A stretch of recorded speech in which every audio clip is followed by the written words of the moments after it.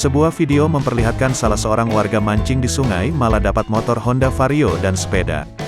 Video viral tersebut diunggah akun Instagram @infocrew Jumat, 252/2/2022. Lebih tepatnya peristiwa tersebut terjadi di irigasi KW 9 Karawang, Jawa Barat. Seorang warga mendadak dapat motor Honda Vario 125. Tak hanya itu, warga tersebut juga menemukan sebuah sepeda MTB.